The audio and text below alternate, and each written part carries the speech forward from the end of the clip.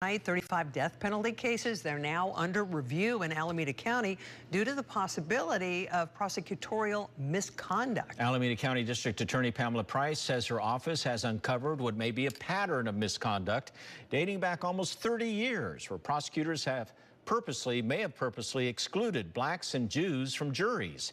Ground Force Dan Kerman live tonight with more. Dan.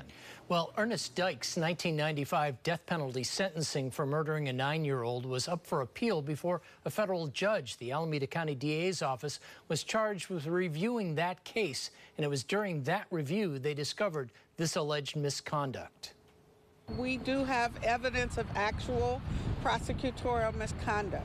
Alameda County District Attorney Pamela Price says a federal judge has ordered her office to review 35 active death penalty cases going back at least 30 years for prosecutorial misconduct. We have notes made by prosecutors in some of the cases which indicates that Jewish jurors were being identified as Jewish and that black people were being identified as black and that they did not end up on the jury.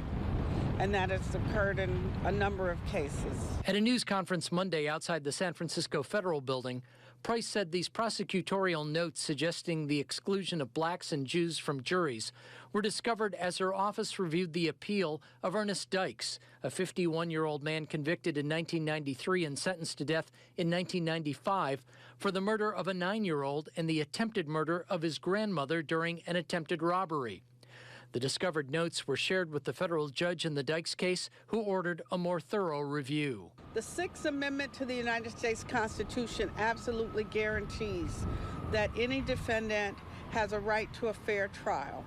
When you intentionally exclude people based on their race, their religion, their gender, or any protected category, it violates the Constitution.